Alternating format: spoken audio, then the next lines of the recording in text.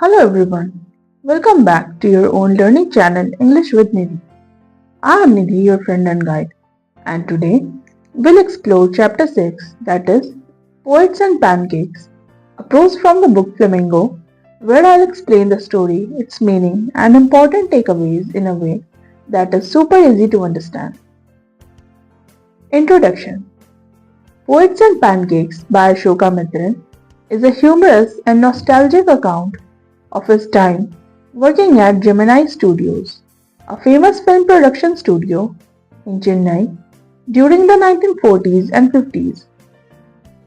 The chapter gives a behind-the-scene look at the film industry, describing the makeup department, office politics, and unusual events. The story also touches on the Indian cinema's fascination with poetry and foreign influences. Moving on, let's cover the summary or short explanation of the story.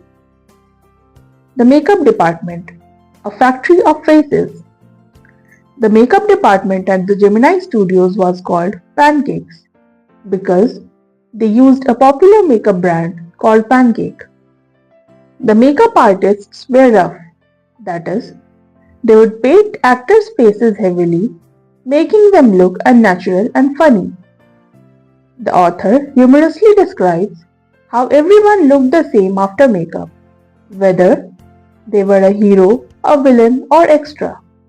The office gossip and politics.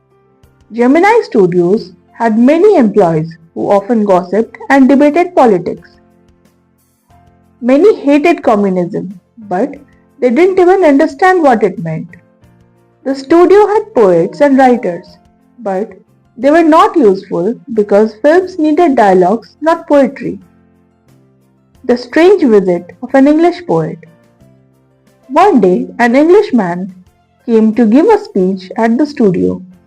The employees expected something exciting, but the man spoke in such difficult English that nobody understood a word. Later, the author discovered that the man was Stephen Spender, a famous British poet and editor. The realization about Stephen Spender.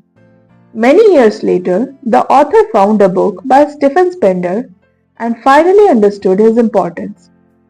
He realized that his visit to Gemini Studios was connected to the anti-communist movement. Now, let's cover the themes of the story. Number 1. The film industry is full of chaos and comedy. The author shows the funny side of filmmaking, from makeup disasters to meaningless gossip. Number 2.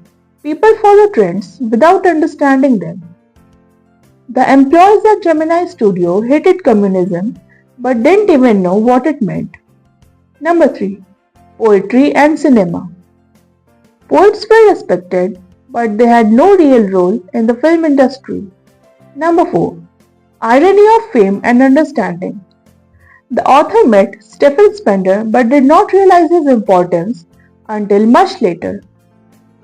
Last but not the least, let's learn the moral of the story. Don't follow trends blindly and understand what you believe in. Humor is an important part of life. The author makes even ordinary moments funny. And appreciate knowledge and literature. Sometimes we understand things only after time passes. This chapter gives us a humorous yet insightful look into the film industry. It shows how things behind the scenes are very different from what we see on the screen. Which part of the story did you find the most interesting? Share in the comments. If you found this video helpful, hit like and subscribe for more easy explanations. See you in the next video. Till then, take care and study hard. Thank you.